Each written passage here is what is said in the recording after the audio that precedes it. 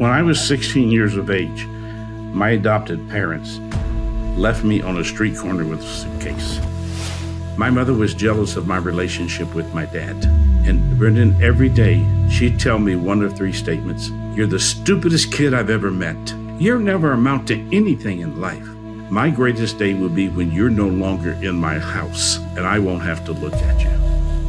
My dad drove up and he opened the car door and he walked over and I saw what he was carrying. He was carrying a suitcase. And he told me, Richard, I don't want to do this, but I have to. He said, son, I love you very much. And he said, you take care of yourself. Imagine being just 16 years old, standing on a street corner with nothing but a suitcase, abandoned by your parents, left to figure out life on your own. Well, this was the turning point for today's guest, Richard Flint, who could have given in to defeat, but instead chose to transform his life through sheer resilience and determination. In this episode, Richard shares the life-changing lessons he's learned, including why confident leaders never make excuses, how they build a culture of us and we, not me and I, and the power of creating a positive presence that lasts long after they've left the room. You won't want to miss this conversation. Richard's insights could change how you lead forever.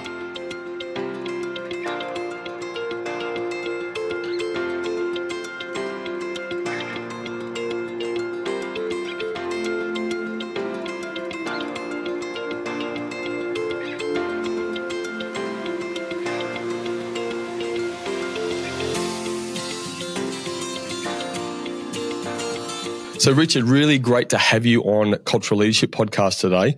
Before we dive into our exciting topic, I have to say, I'm really keen to learn a bit more about this. I've got to ask you, because I know a bit of your background about these shirts, but you were wearing a wonderful shirt. Tell us about it. What's this whole thing to do with your loud shirts, let me say? Well, I used to wear suits all the time, and every suit I had three ties to it. And depending on what I wanted to achieve, it depends on what tie I was wearing. And I was in Las Vegas one day and walked into a men's store, and I saw this shirt, and I thought, oh, I love that shirt. I love the color. So I bought it, and the next day I wore it on stage. And I just got so many compliments on it that it just became my trademark. And so actually, I get people from all over the world who share material with me to have shirts made. This material is from Australia. Fantastic. It was from a group I spoke for in Melbourne, and they gave me material for 5 shirts. And so I am known for my shirts and my shoes. I used to wear a lot of dress shoes, and I was in Charlotte, North Carolina, in the airport, and a lady tripped me, and I broke my big toe. And the doctor told me, we got to let this heal, but you can't wear these shoes you've been wearing. So I went down to a place called Fit to Run, and Brendan, I bought me 30 pairs of tennis shoes to go with every outfit I have. My goodness.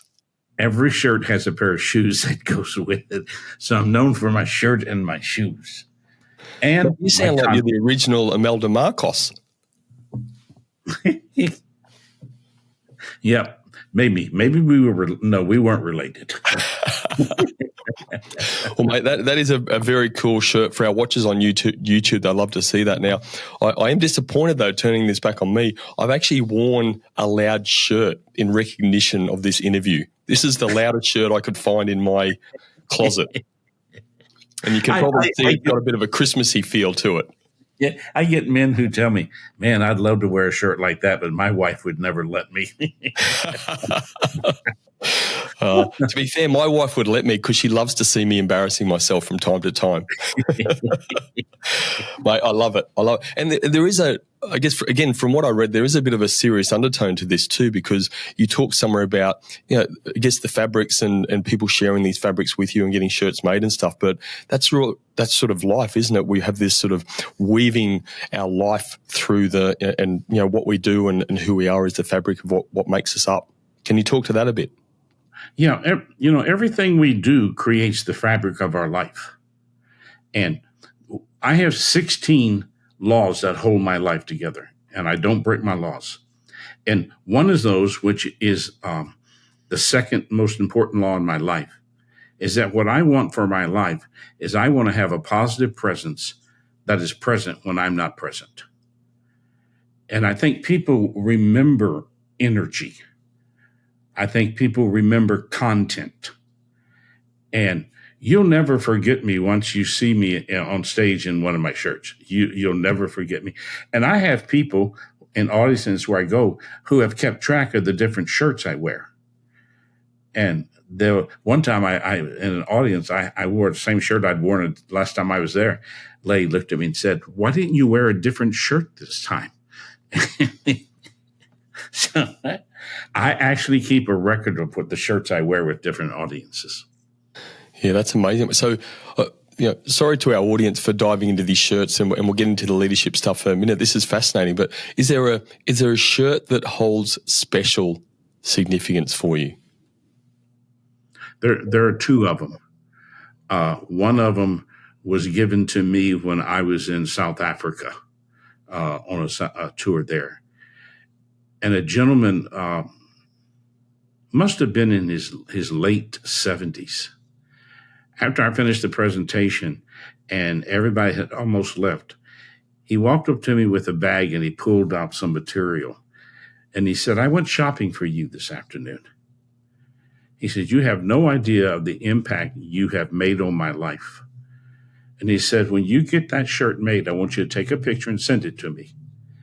And I want you to always remember the person that gave you the material." And then with tears in his eyes, he hugged me. And he said, "Thank you." And that has, Wow. Brendan, that has never left me. Do you know what the impact was that you had on him?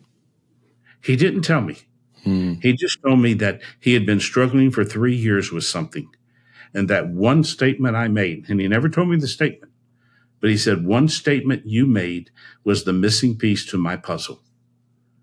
And he says, "I'm free now." And boy, I tell you what, that just sent goosebumps all over my body. I was going to say, how does that? Sorry, go on. I never got his name. He never told me his name. I asked him 3 times, and he never gave me his name. I was going to ask you, like, the impact on you. So, I mean, the goosebumps. But how does that make you feel to know that you've had that sort of impact on somebody? If you could walk around my house here in South Florida, you'd find in 3 different places there's a sticky note. And on each of those sticky notes is the same message. And this is what gets me up every day and allows me to walk into a world looking for presence. And the statement simply says this: somebody's going to need me today. And there are days, Brendan, when the person who needs me is me. But in every day of my life, I just believe someone is going to need me. The other day, it was the guy who came to spray my house for bugs. And I was doing some typing, and he came over and he said, "What do you do?" He said, "I saw the books in your library." He said, "There's a lot of them with your name on them." I said, "Yeah." So we spent an hour and a half sitting in my living room talking about a situation in his life. And I believe that sometimes what happens, we get so busy being busy with busyness that we don't pay attention to the people around our life. And I believe every day in their life, we can bring value to somebody else. And that's why I want that positive presence that has presence when I'm that present.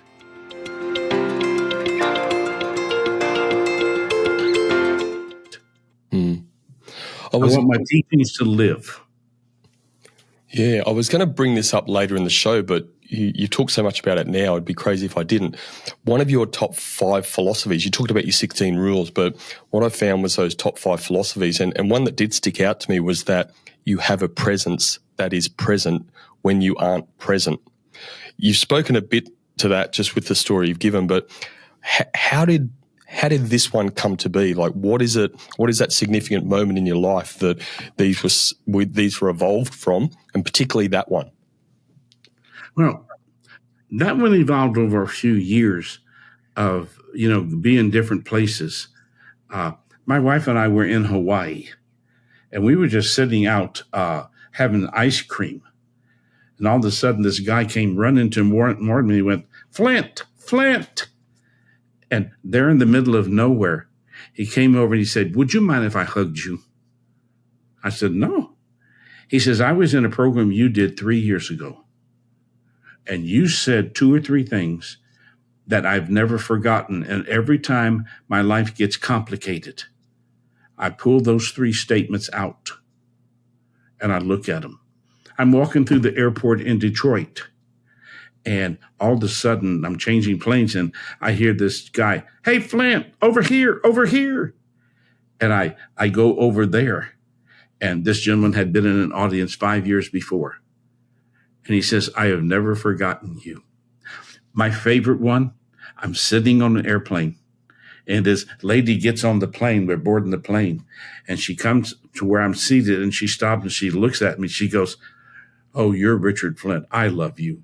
I love you so very, very much. And I just want to thank you for what you've meant to my life. And she walked on the guy next to me and said, who are you? What did you say? I didn't know what to say to her. And I just said, well, thank you. I don't even know who she was. So there's a few of these stories coming through and obviously the impact you have, but how about you tell people what you actually do and a bit of that background experience that's brought you to where you are today? When I was 16 years of age, my adopted parents left me on a street corner with a suitcase. Only thing I've ever known about my real mother was that she was a prostitute in New Orleans, and I was the result of a one-night stand that she had with a guy. And she didn't want me. So I was given away. And the home I was given away into, I found out years and years later, the only reason I was ever adopted is because my dad wanted a son. They had adopted 3 daughters. And my mother was jealous of my relationship with my dad. And Brendan, every day, she'd tell me one of 3 statements. You're the stupidest kid I've ever met. Or you'll never amount to anything in life. Or the one that I had the biggest struggle in life overcoming was that my greatest day will be when you're no longer in my house and I won't have to look at you. So when I was 16, I was working at a grocery store there in Ardmore, Oklahoma. And my dad drove up and he opened the car door and he stood out and he walked over and I saw what he was carrying. He was carrying a suitcase. And he told me, Richard, I don't want to do this, but I have to. He said, son, I love you very much. And he said, you take care of yourself. And he set the suitcase down and he ran back to the car and he drove off. And I was in the middle of the street and the guy grabbed me. He said, what are you doing? Because my heart was about to jump out of my chest and I was there struggling. If you love me, why are you doing this? And from the age of 16, I have been on my own. I have raised myself. No one's ever given me anything. I've worked for everything that I have. And I just hate it when people tell me, you don't know what it is to struggle. And because life is just a series of choices. And so I finished high school and I was good enough. I got scholarships to college and I got my undergraduate degree in English and speech. And after doing some practice teaching, I decided I didn't want to teach kids. I just didn't want to do that. So I went on to seminary and I got a degree in ethics and a degree in philosophy. And I decided then I didn't want to pastor a church. I had the opportunity, but I wanted to teach. So I taught for a few years at Ohio University and then was offered chair of philosophy at Wayne State University in Detroit. And I was told one day that by the president of the university, I needed to donate 18% of my salary back to the university because I was making too much money. So I gave him the whole salary, Brendan. I told him, I'm not coming back because one of my laws is never stay anywhere in life where your presence isn't appreciated. And didn't have any job or anything to do. And then I got a phone call one day from a gentleman by the name of Dr. Jess Moody, who was pastor of First Baptist Church here in West Palm Beach, Florida, and asked me if I would consider coming and running their counseling center for them. This was a huge, mega church. And I did that for a few years, and I wrote some magazine articles. that got some international attention. And I started getting people asking me, would you come share your thoughts with us? You're different. And I did that on a limited basis for a year and a half. And then one day I decided this was a once in a lifetime opportunity. And for the past 35 years, all I've done is travel this globe, sharing my research and my insights with people. I believe the greatest gift I have is I can take what looks confusing to you and show you a pathway to clarity if you want it. If you want it. Because I won't build an orphanage. I won't collect people who simply want to plug into me and drain me. People ask me all the time, what percentage of people do you think ever use anything you teach? 2%. And that's why our world is in such a mess today. We live in a world where we travel in a circle of sameness. And we live from yesterday to today rather than from today to tomorrow. And I love what I do. I mean, it's obvious. I was, before COVID here in the States, I would do somewhere between 140 and 160 engagements a year all over the world. And I miss that in some respects, but it's brought my creativity alive.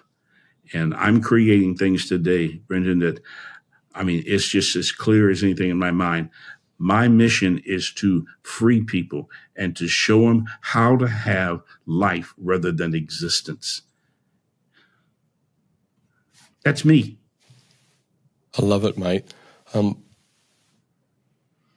What goes through, I mean, there's so much to unpack there, but what goes through a 16-year-old's mind when something like that happens to them? I was frozen there on that street corner probably for about 30 minutes, didn't know what to do. And I finally told myself, you can't stand here on a street corner for the rest of your life. So I went into downtown Ardmore, Oklahoma, and I went to the Hotel Ardmore, and I got a room. They looked at me funny because I was young, but I had the money to pay for the room. And I went up to the 7th floor, and I put the key in the door, Brendan, never turned the lights on, just dropped the suitcase, walked across the room, opened the window, and sat on that ledge for probably an hour. And I was struggling with, do I live or do I die? And I finally came to the conclusion, if I jumped, my mother would win. And I was not going to give that woman that victory in my life. And that was one of my turning points in my life. Everybody has turning points. That was one. And then when I was a sophomore in college, I made a decision. I had to confront my mom and dad. I believe that anything you don't confront, you validate. And I went to see my mom and dad, and my dad let me in the house. My mother was in the kitchen. And when my dad told her, hey, come see who's here, and my mother walked into the living room, she looked at me with probably the ugliest look I've ever seen in my life. Dropped her apron on the floor, picked her car keys, walked out her back door, got in her car, and drove off. And I never saw her again. But I'll tell you something, Brendan, that was the greatest day of freedom in my life, because I had lived my life trying to prove to my mother that I wasn't stupid and that I was lovable and that I was someone who had value. And when she walked out that door, all of a sudden, the freedom came of no longer wanting to prove myself to her. And I was set free.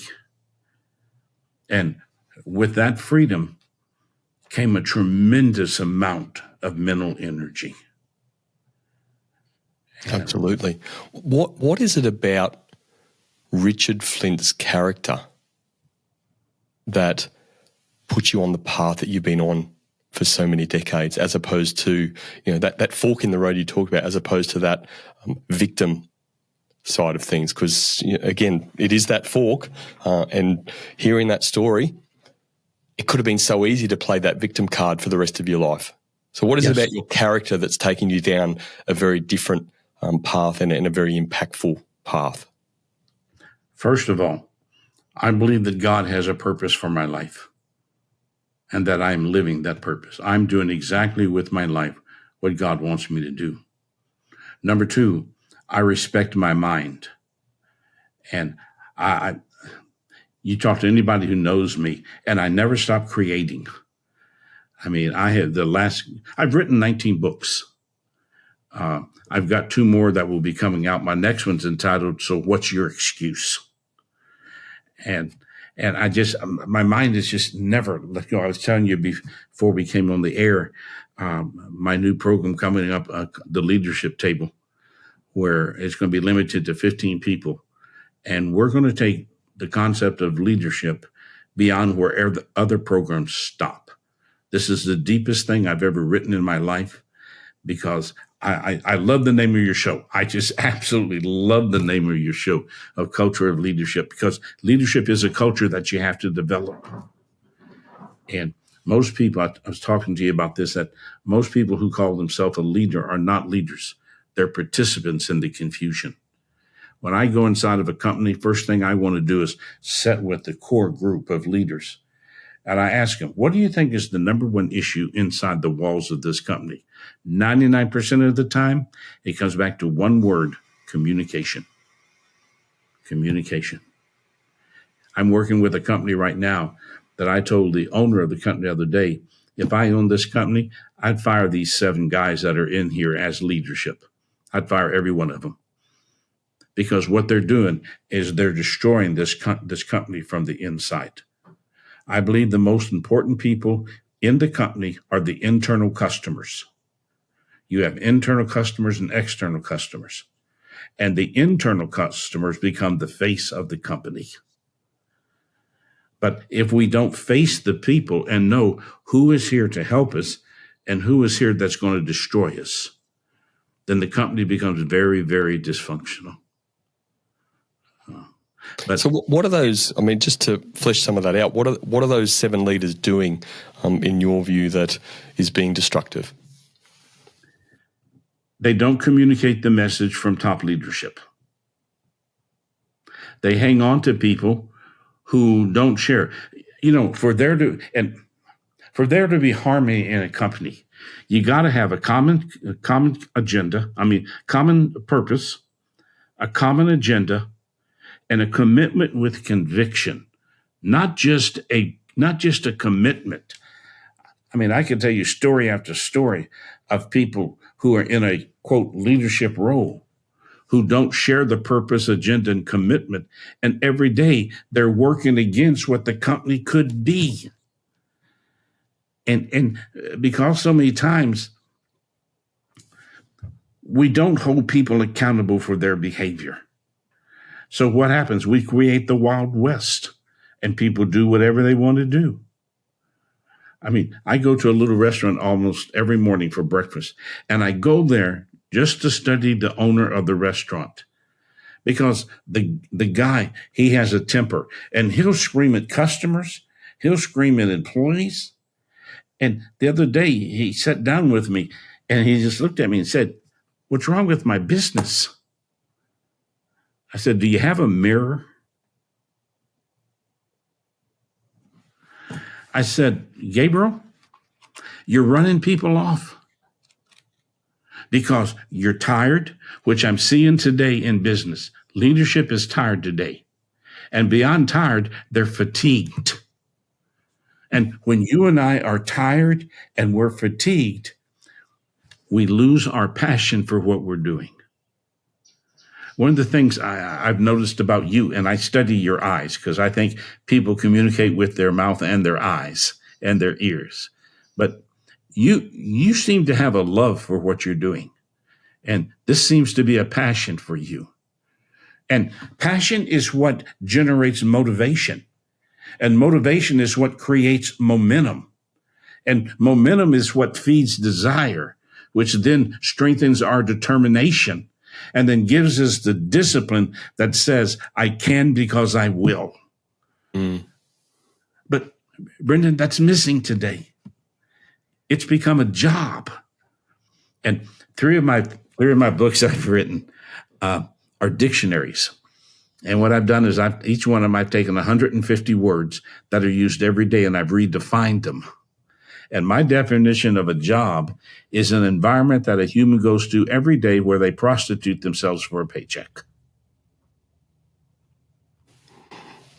And, Understand? and what we've done, most people in the leadership role have lost their passion for what they're doing. It's because they're not burned out. I coined a word probably 14 years ago of flame out. You got to go through flame out before you can go through burnout.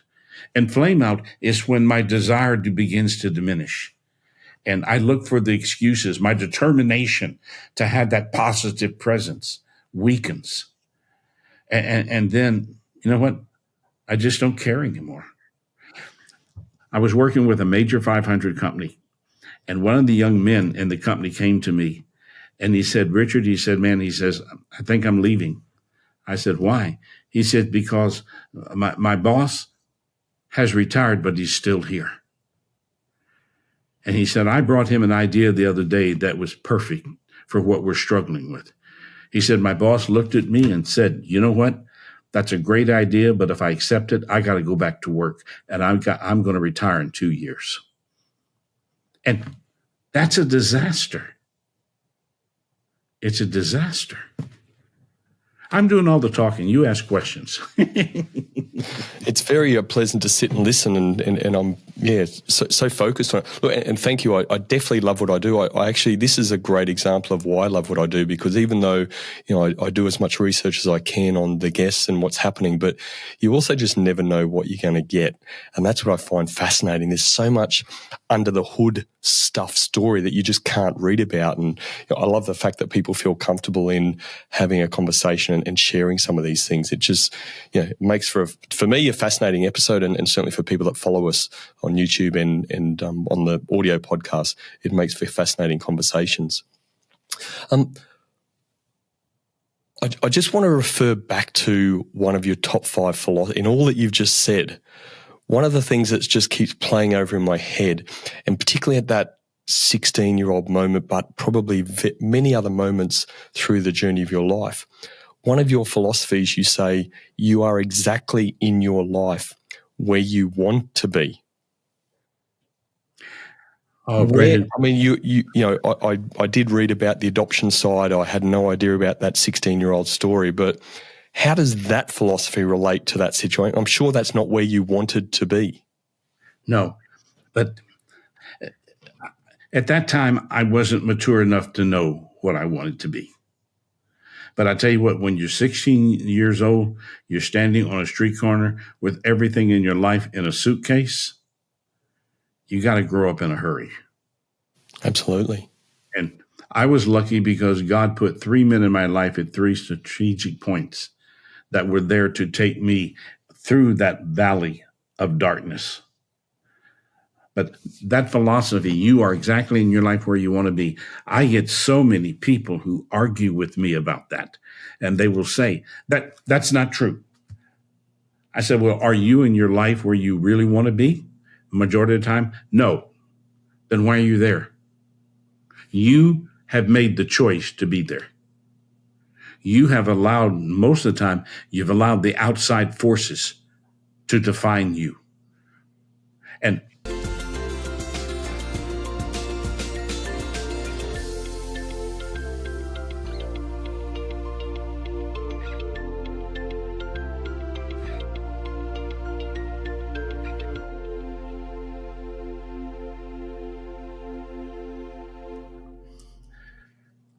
I believe that you live either outside in or inside out.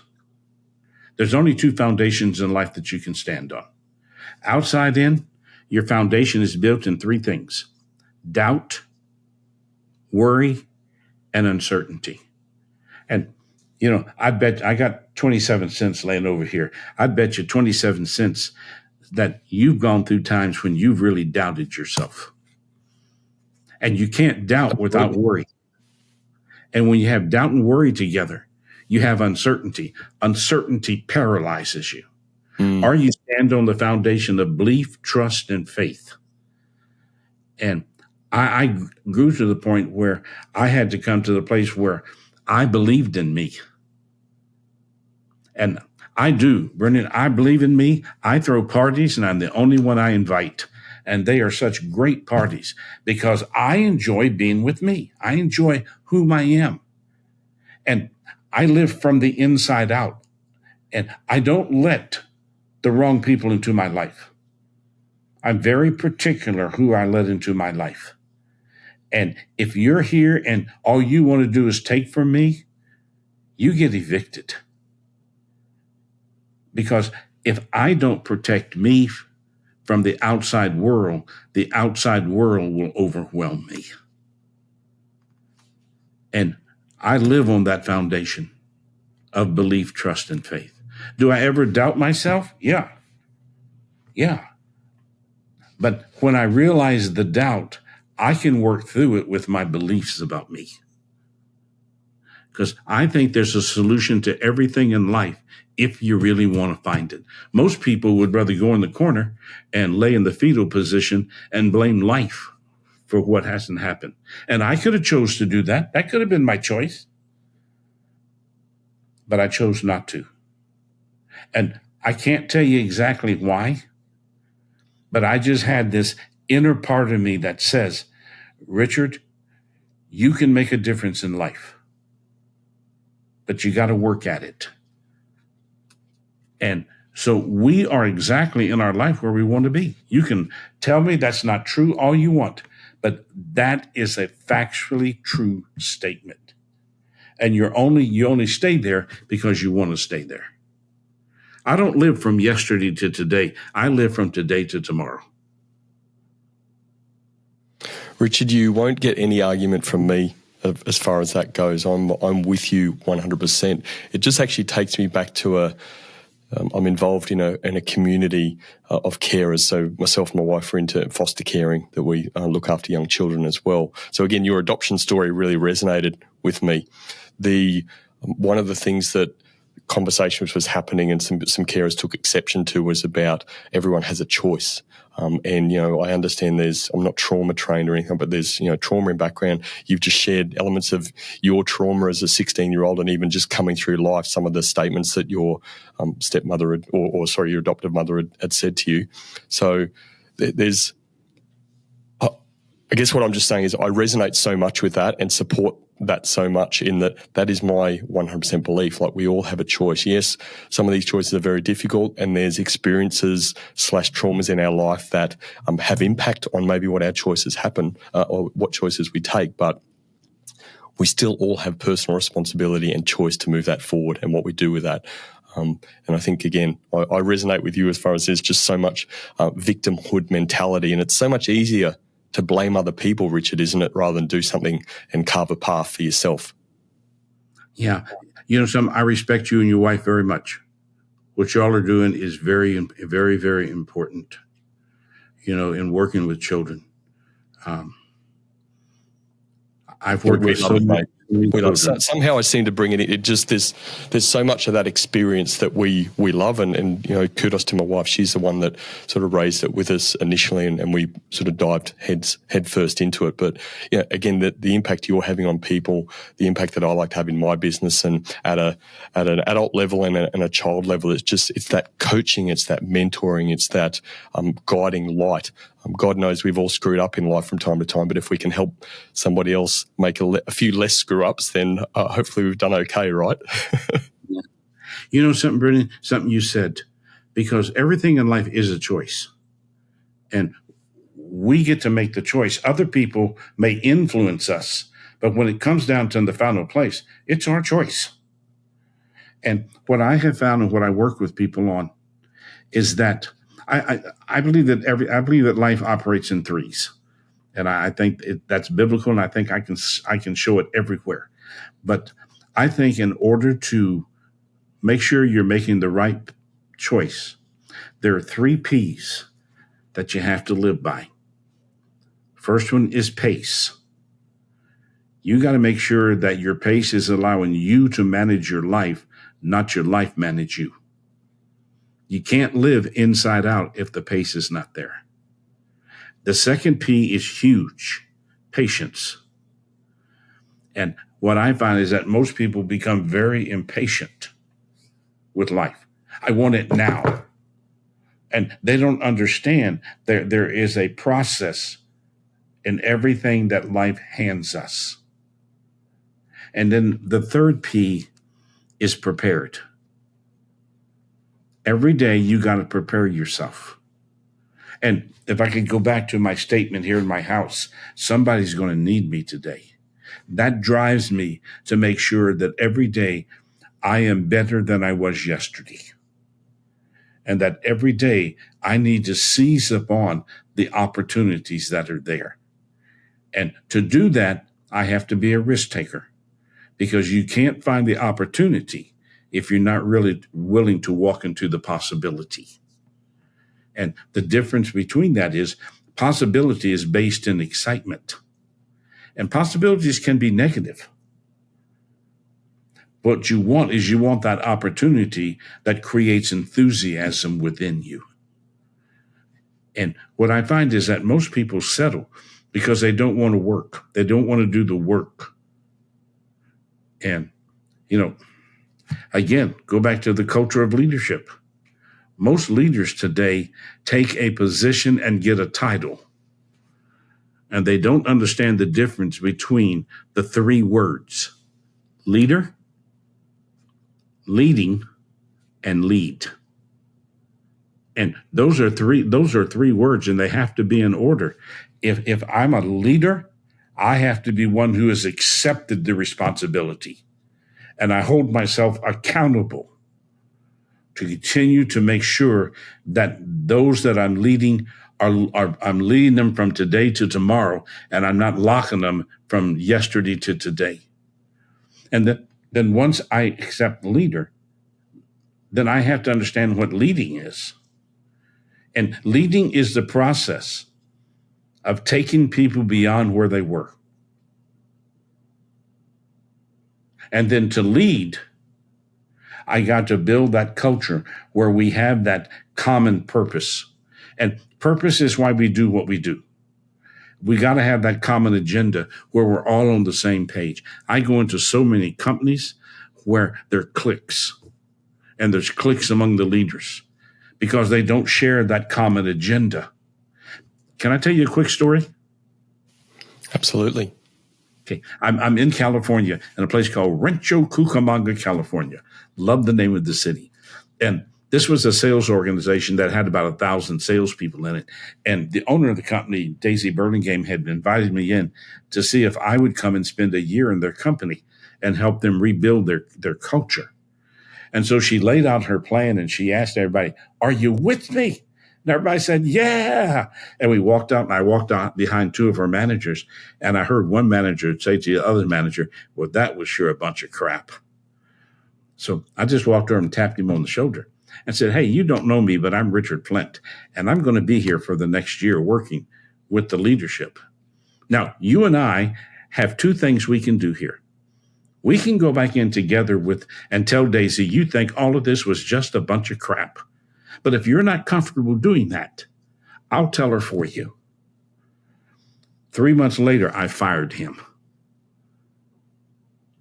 If you don't have the common purpose, common agenda, and common commitment with conviction, there'll always be confusion. But that's the role of the leader. He's there to provide leadership. They're there to lead. And if you're living in the company from yesterday to today, only thing you're creating is confusion. But if you're building a culture that's living from today to tomorrow, you're building a company that can grow. 4 things destroy a company. And I've seen this everywhere that I go. Inconsistencies, which are there because leadership accepts them. Inefficiencies, which are there because leadership doesn't establish and hold people accountable for the agenda. Non-partnership people who have a job and are only there for the paycheck. And then the one that really solidifies all of it, exhausted leadership. So many leaders today, I don't know if you see this in people that you around or maybe people you talk to who are in a leadership role, but the majority of people who are leaders today are fatigued. The world of leading a business has changed. And it takes an inwardly strong person who has that conviction that I am where I'm supposed to be in this company. And that's one of the reasons I've put together my leaders table is that I'm serious. We're going to take people to a level of leadership that they've never been before. And I joke with people, I tell them, I'm going to take you beyond where other leadership programs have stopped. Mm. And you're going to be exhausted in this program. But I'm going to show you the difference between a great company and an exceptional company. Exceptionally simply means going beyond where other people stopped. And, so many people who own small businesses or average businesses, they struggle today because they don't really have the inner skills to deal with what they need to deal with. And most of them don't know how to work with their people. So what I do,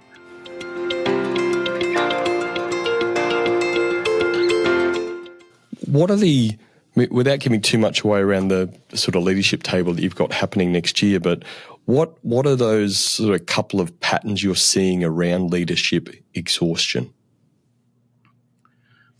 their passion has diminished. They don't have the love for what they're doing as much as they used to have it. Because What's driving those things, though? Finding people who are committed. I do a lot of work with country clubs. And here in South Florida, some of the country clubs that I work with, the larger ones, they can't find American kids who are willing to work. So one club brings in 300 kids from Ireland. Another one brings in 200 kids from South Africa. There's another one that brings in kids from Australia because they seem to have a little different work ethic. And the rule is, here's who you are, here's your role, here's what we expect of you. And if you don't do it, next day you're on a plane back home. Brings a lot to light about being accountable, holding people accountable. Absolutely. You and I could have a whole discussion on this, but I think most of what we're dealing with kids today is that they don't have homes, they have houses. Mm. I love that. Talk to that a little bit, homes versus houses. A home is where people gather with a purpose. A house is where we meet.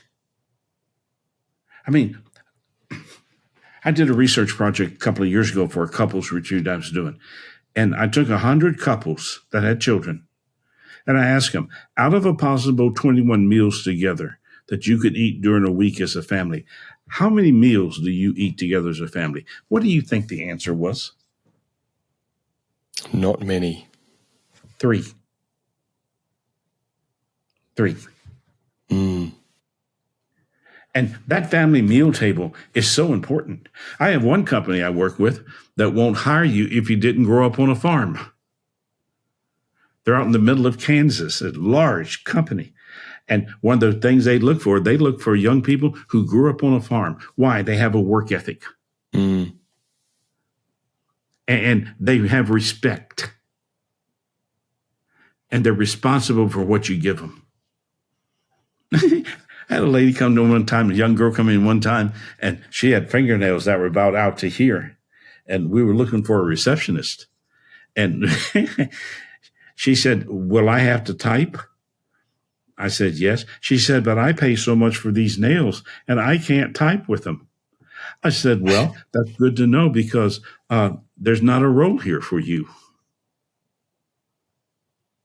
And so many times, and I don't know if this is true in Australia, but companies today need bodies. And they're willing to hire just anyone. I have a company in Arizona that I'm working with, And one of the things that the owner came to realize, he wasn't building a company, he was building an orphanage. Mm. And he was bringing all these people together that didn't share what he shared. And one day he looked at me, he said, I've made a decision. The orphanage is closed. And what he did is he let go on a lot of people in the company. And he became particular as to whom he would bring into his company. And today he has fewer people, but their sales are up over 300%. Mm. The right people understand customer, not service, but customer care. Number one thing a human life wants to know is that they matter. Absolutely. Yeah. The really interesting thing I find in just what's processing through my head as you're talking, and particularly accountability, that, you know, again, there's some fairly solid research out that teams and leaders find accountability, particularly to behaviour, as one of the most difficult things. But actually, when you unpack that at a deeper level, it's actually easier to keep people accountable than to clean up the mess when you're not keeping people accountable. That is a much, much tougher leadership task to clean up that mess, isn't it? You want to know why that happens? It's because years ago in business, our philosophy was this: people first, product second, profit third. But in business today, it seems like it's profit first, product second, and people are the evil necessity. And so when we changed that around, what we did is we took the emphasis off of our internal customers being our value. And so we treat them as an evil necessity. I checked into a hotel the other day, and I got up to the counter, and I looked at the young man. He was on the phone, and I knew instantly he was on the phone with his girlfriend, and they were talking about their date that night. And I looked at him, and he looked at me and gave me one of these. And I stood there for about 2 or 3 minutes. And I finally reached across the counter, and I disconnected his phone call. And he said, "What are you doing?" I said, "Young man, all I want to do is check in and get to my room. I've had a long day." He said, "I would have gotten to you." I said, "Son, I'm not sure I would have lived that long." But that was a reflection on leadership, was it not? Absolutely. The behavior of all people is consistent with what leadership accepts. And what happens if you and I are tired? We don't confront. And confrontation is the skill of resolution. And one of our sessions at the roundtable is going to be on the 5 skills that every exceptional leader has to have. And they come in an order. First is listening. Second is communication. Third is confrontation. Fourth is delegation. And then fifth is decision making.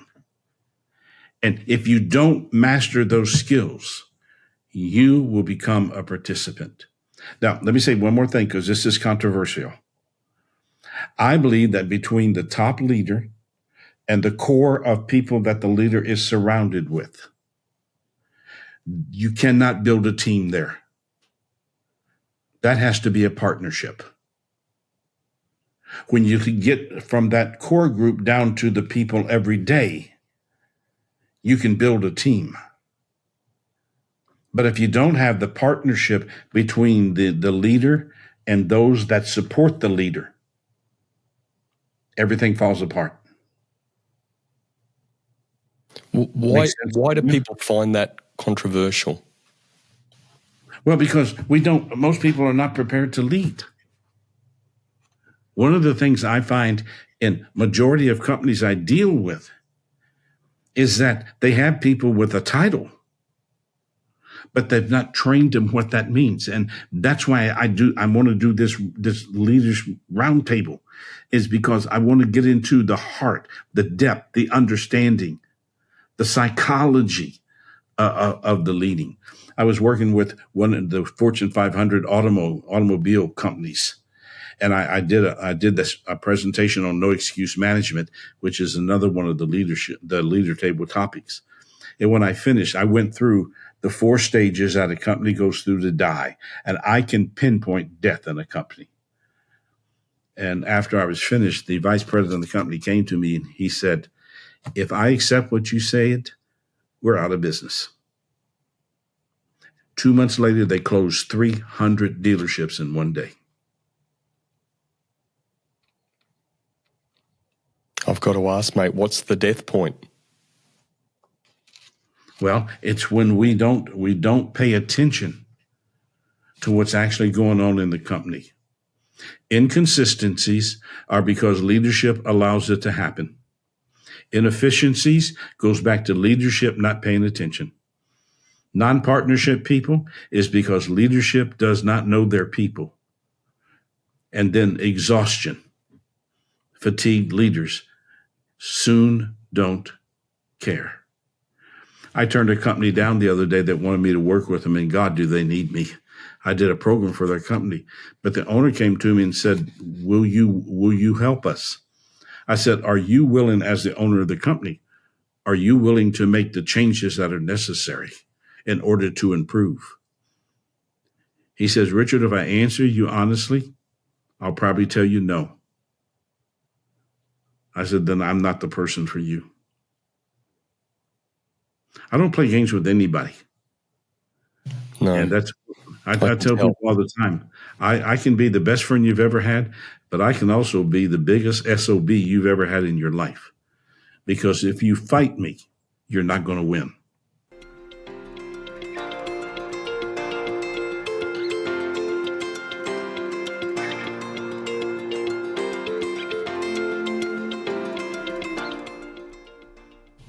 Which is why you're respected and have such great impact. There's no doubt at all in my mind. There's 2 points that I guess I would make or ask you to talk to. So in a lot of the stuff you've shared, going back to exhausted leadership, I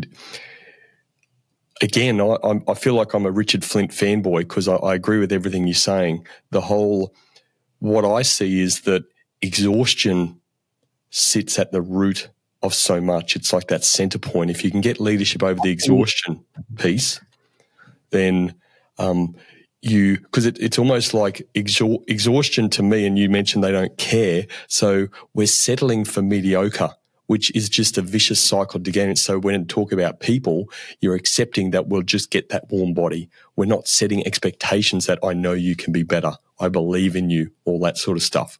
That takes work. Yeah, a lot of hard work, but there's a lot of satisfaction attached to that hard work, isn't there? Yes. But if the leader is not leading, the people have no one to follow except the negative group inside the company. Mm. You and I both know this. In any company, training is going to happen. Someone is going to train the people. And in my 3 groups that I divide a company into: sponges, which are the new people; spectators are the people who come to work every day, not to work, but to watch; and the camels, which are the backbone of the company, which is the number 1 group leaving companies today, is the people you can't afford to lose. And they don't go to other companies because of money. Most of them go for less money. They go because of the environment. Quality people want quality. And the spectators are the people who every day they want to take these little naive, excited, desirable, wanting to learn people. And because leadership doesn't really have training, they have courses. But training says, I hold you accountable. And we don't have back to our word, we don't have the accountability. If I go to training and I come back excited, and yet no one shares my excitement, but that group of spectators says, well, what'd you learn? Oh, they told me that years ago, and I haven't done it yet. Who's training the little new people, the sponges in the company? It's the spectators. Sorry, just tell me sponges. I just want to be clear. What's your definition of sponges? A sponge is the new person.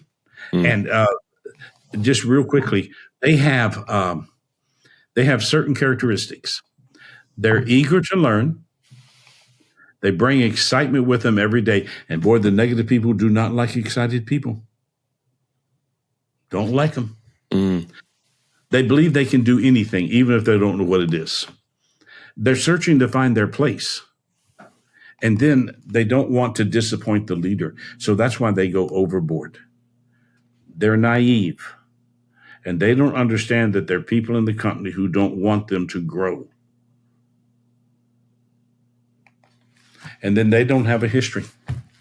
Mm. They don't have a history with the company. Well, let's look at the we certainly don't want to turn sponges into spectators is my understanding. But what's one thing you see people who are supposedly leading that does turn those eager new people from sponges into the spectators that you don't want? Well, what we learned is what they expect from management. And here's what we learned. They want patience. You know, so many times companies don't hire until they need somebody. So they bring them in, they don't train them, they just drop them in, and they don't realize somebody's going to train them. So they want the patience, they want training, they want guidance with their training. They want to have somebody that they can ask questions to. And what I find in exceptional companies is they want an accountability partner. And that accountability partner is the camel. And then huge, and I heard this all the time, they want time to develop. Because they don't know what they're doing. And the training they're getting is not the training they need. You know, so many times the spectators will look at a little sponge and go, little sponge is busy working, and they'll tell the sponge, slow down. You're going to make the rest of us look bad. Slow down. But, you know, it's interesting because in most businesses today, little sponges will make up somewhere between, I think what our research told us was somewhere between 9 to 11% of the company. And today we're keeping 0.5 to 1% of them. Mm. That's expensive. Absolutely. That's expensive. And that's a leadership issue, Brenton. That's a leadership issue. You see, especially in small to average companies, most people who call themselves a leader are busy doing two things: fighting fires, and it's the spectators that start the fire. And while the leader's trying to deal with that fire, they're busy starting the next fire. And they overwhelm leadership with their presence. And the spectators know exactly the weaknesses of a leader, and they attack them. But because the person in the leadership role basically is tired, and they got so much on their plate that they lack the energy. And when you lack the energy, it wears you down on your passion. I've had a lot of leaders who told me, small, average companies, you know, every day I get up and I question, why am I doing this? I have leaders tell me a lot of times, every day I drive up to the office and part of me doesn't want to get out of the car or the truck. Mm. That's sad. Bad place to be in. Yeah, especially if you're the one that's supposed to bring the energy, the motivation, and the excitement to the company. Absolutely. So what I do, I avoid, I don't confront. And what people need to learn, confrontation is not criticism. Confrontation is the skill of resolution. Mm.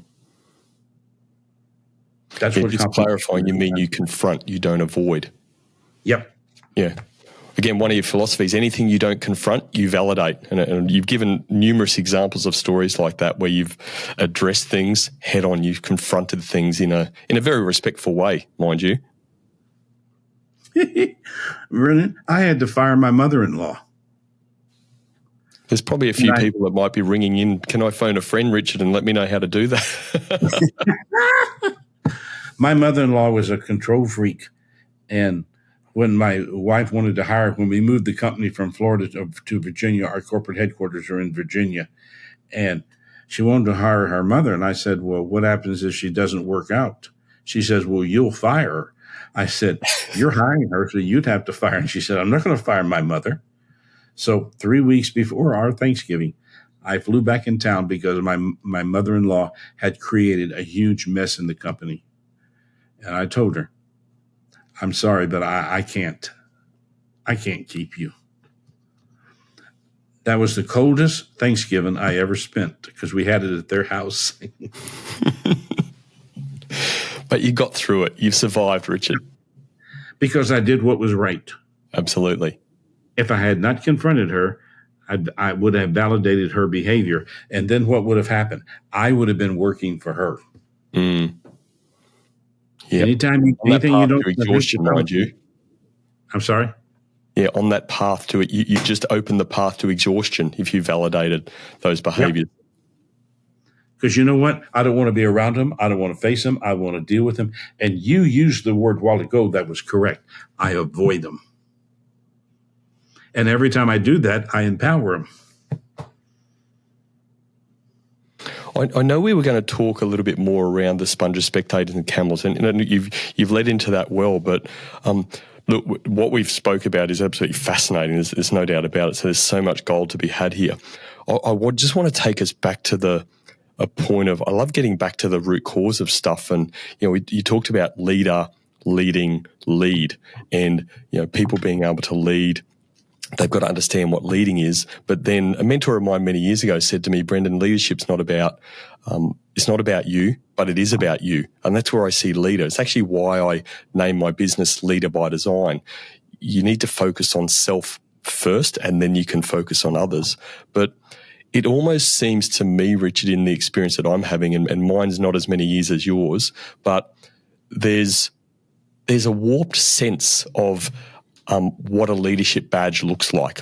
And I just mean that figuratively. Like people are picking up a leader badge and thinking, this is how I lead, this is how I'm leading and lead people, as opposed to, and maybe society has a lot to do with that. What would you say to this? Are you seeing a warped sense of what being a leader actually means? And if we can't resolve that issue, then how can we resolve leading and then moving into lead of people? Well, first of all, if you can't resolve that issue, there is no leadership. There is no leader. There's no leading, and there's no leadership. Yeah, I mean, agree. Tell us more.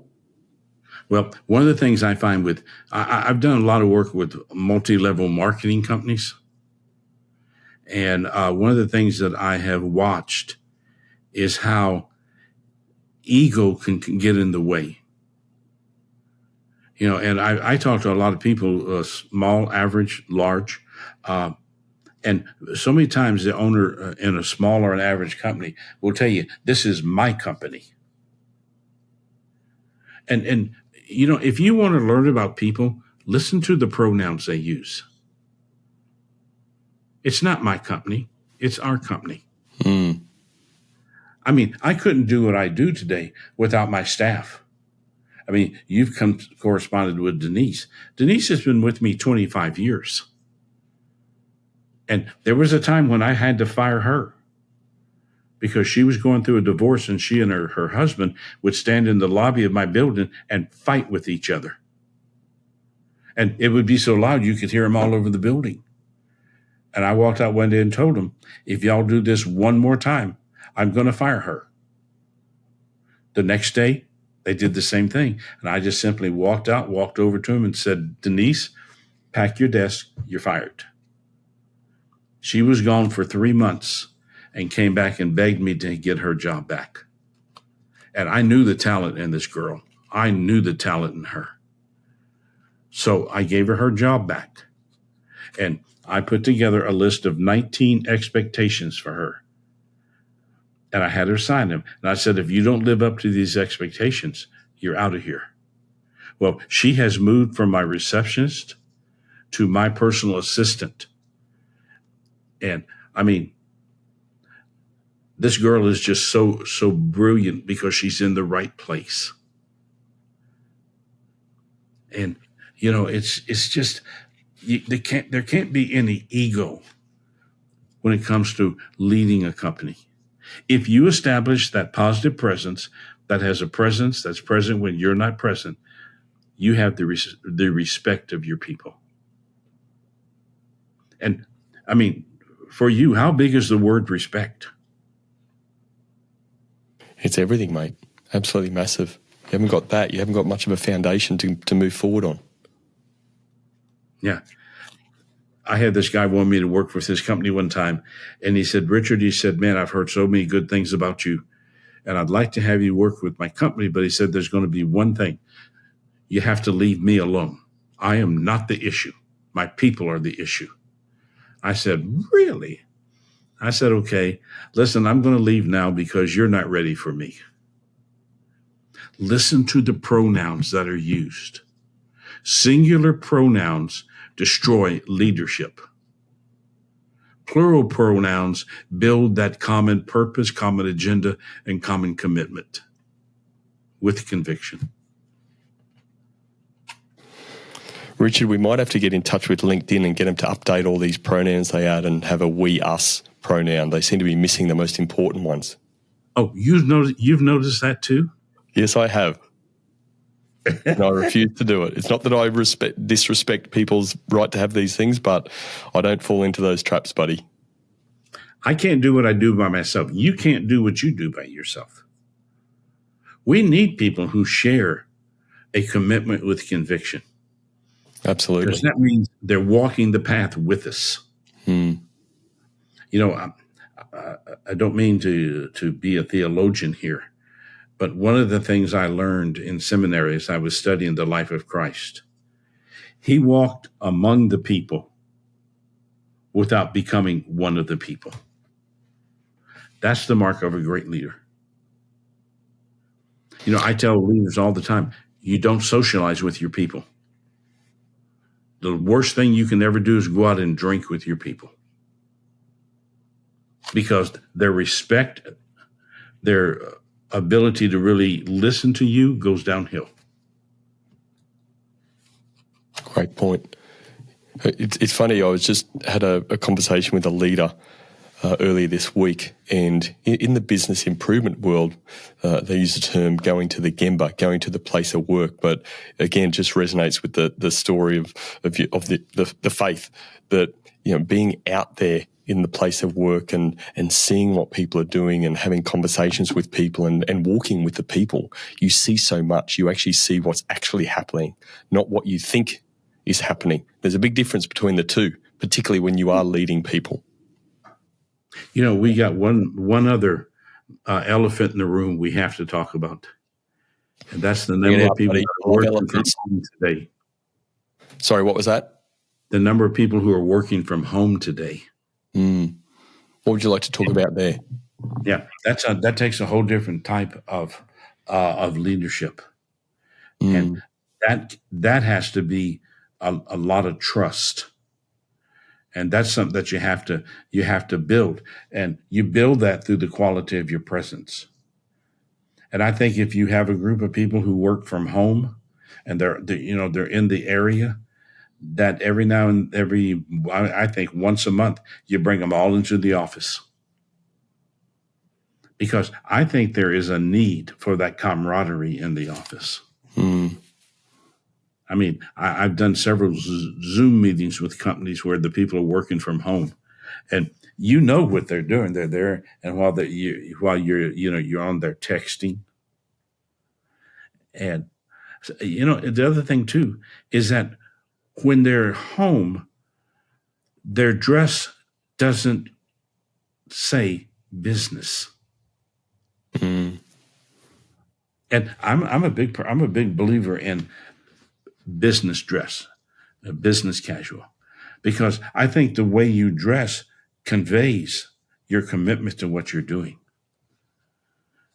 And, again, we have become very lackadaisical. in how people dress. Richard, I like to say, look good, feel good, play good. We used to use that phrase when we played. I played a reasonable level of football in my day. So same thing with business. If you're looking good, again, I work from home mostly if I'm not at client premises. But if I haven't started the day well, that normally involves some sort of exercise and a swim and stuff like that. I'm refreshed. I'm ready to go. I get changed, and it's sort of like game on sort of stuff. If I don't do that process, I just know that I'm not going to be as productive. So I do hear you. I think again we haven't sort of got time to unpack the whole remote work and situation, but ultimately I think my view, and I think what you're saying, you use the word camaraderie. I'd use that word connection. It doesn't matter if we're introvert like you or I naturally, but we still crave that human connection. Some of us need it more than others, and some of us want it for extended periods more than others, but we still need to be able to connect with people. And there's nothing like being in the same room with each other, just being able to put a hand on a shoulder or to shake a hand or just have a touch or something like that. It just makes it different to the interaction that people have, doesn't it? Yeah, or just stand around the coffee pot and have a cup of coffee together. We are made to interact with people. Mm. And I'll tell you one more thing about that I've learned is that working from home, there's a lot of distractions to take you away from your work. I had a mother one time tell me she worked from home. She said, it is so hard to get to work in the morning because I walk through the house and I see the dishes over there, so I think I need to do something there. Or, I got laundry I need to do, but it's ready for me to fold it. And she said, it is so hard not to be distracted. It's certainly a discipline, mate. There's no doubt about it. So, yeah, when we have little ones, we've got two little ones, a 3-year-old and a 9-week-old in the house at the moment. So my clients, thankfully, are very, very accepting of what we do as far as that goes. And occasionally you see these little ones running behind me and stuff, or the 3-year-old running behind me anyway. It's a bit crazy, but unfortunately I don't have the door on my office, which is a real, not that smart when we've got little ones running around. Anyway, like I said, my clients are very, very patient and understanding people, thankfully. Kids give us life. Don't they? Such a great energy. I agree. Sometimes they can wear you out. Mate, absolutely that. Look, speaking about leadership exhaustion and things like that, but look, bodies give us lots of signs, and sometimes we listen to those signs. But we've had a lot happening in our family. Good stuff, but just a lot of stuff that happened in the last 4 to 6 weeks. That some of it was planned, some of it was unplanned. It just made for a hectic time. But so I'm off just getting over a really bad cold and sort of chest infection and stuff like that. It's that exhaustion, and I just need to refresh myself. But look, I won't get into too much of that. But look. Thank you very much for what we've spoken about today. I feel like we could just sit here and speak for probably another 2, 3, 4 hours. There's so many avenues we could take this, but I think today you've given people some really, really solid things to think about and consider in their own leadership journey as business owners, as middle-level leaders, or as senior leaders, without a shadow of a doubt. How we like to finish the show is off the back of the name of our show, Culture of Leadership. What's the one thing that you would like to leave our viewers, our community with around developing a culture of leadership? What have you done in your experience that has an impact on developing a culture of leadership? I've said it probably 6 or 7 times. Work every day to create that positive presence that has presence when you're not present. If you do that and you build that, then you build an organization that has that common purpose, common agenda, and that commitment with conviction. That will allow a company to live from today to tomorrow rather than yesterday to today. Richard, thank you so much for being such a wonderful guest on the Culture of Leadership. If people would like to contact me, and I'm open to it, my email address is real simple. It's richard@richardflint.com.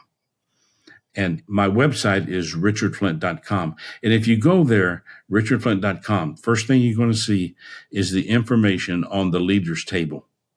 And if anyone listening is interested in that, I'd love to have you join us. I think it would be an exciting experience to what was it they said in Star Trek? To go where others have never been. Love it, mate. And we will put all that stuff in the show notes as well and let our community know, no doubt it. And you also, at least I've started following you recently on Instagram as we've connected and stuff. So you're doing very good little videos and snippets and stuff like that as well. So you're certainly out and about and you've got an unbelievable level of experience. So once again, thank you for what you shared today on cultural leadership. These are my 3 key takeaways from my conversation with Richard. My first key takeaway: confident leaders have a mindset of no excuses. Confident leaders don't allow excuses to limit their potential or that of their teams. They confront challenges head on, taking responsibility for their actions and outcomes. By creating a culture where accountability is prioritised, these leaders set a clear standard of commitment and resilience. My second key takeaway: confident leaders use us and we, not me and I. Leaders who inspire trust and collaboration use inclusive language, focusing on collective success rather than personal recognition. By embracing us and we, confident leaders build a sense of shared purpose and commitment within their teams, building unity and cooperation. My third key takeaway: confident leaders create a positive presence. Confident leaders work every day to create a positive presence that endures even when they're not physically present. Through their principles, actions and connections, they leave a lasting impact that inspires others to carry forward the values and vision of the organisation. So in summary, my 3 key takeaways were: confident leaders have a mindset of no excuses. Confident leaders use us and we, not me and I. And confident leaders create a positive presence. You can let me know your key takeaway on YouTube or at theculturalleadership.com.